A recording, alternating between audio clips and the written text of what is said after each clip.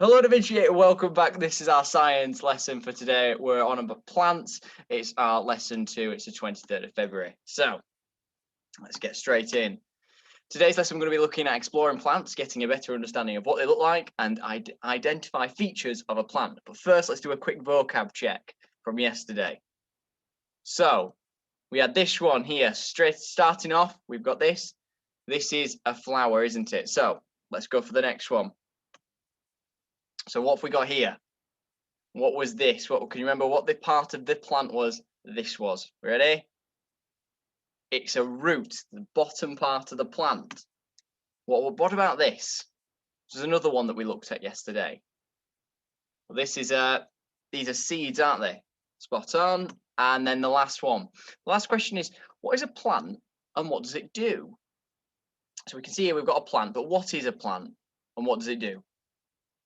Well, a plant is a living thing which grows, it makes its own food, and it absorbs water through its roots. Now, let's look at the main parts of a plant. So first we have the roots. These are hidden underground and they help the plant by absorbing water that's in the wet ground after it rains. They collect the nutrients which keep the plant healthy and strong, and they keep it from falling over.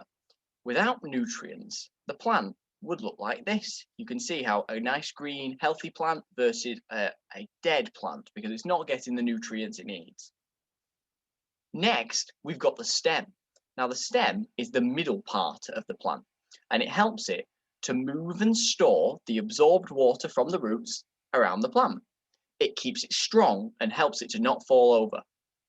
And it may have some protection on it to stop animals from eating it, such as thorns. Now, next one. Let's look at the main parts of this part. We've got the leaves. Now, this is another part which can help the plant. Its main purpose is to make its own food by using sunlight. They also produce air or oxygen, which is what we breathe. Let's look at the final part. Now, finally, we've got the flower. Now, this is the top part of the plant. It creates seeds. So flowers have the pollen in them, and that helps other plants create their seeds. And the seeds are then released and more flowers are grown.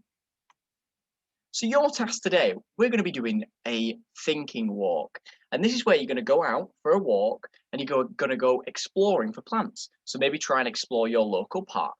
You need to find wildflowers. So that's not ones that are on display. Those will be ones that will be growing on their own. For this, you'll need a pencil, a paper to draw the plant, and you also need a small bag to collect some samples of plants. So I've got a good example of one here. You can see on one page here, we've got some examples of some plants that were found, and then we've got some drawings next to them. This is what a good one would look like. One page for the collection of flowers and one page for the drawings. I'll be looking for some really good labeling using that key vocabulary that we've learned. And as an extension, if you could write down what each part of that plant does, that would be even better. I look forward to seeing you work on tapestry. Thank you very much, Da Vinci. I'll see you in the next video. Goodbye.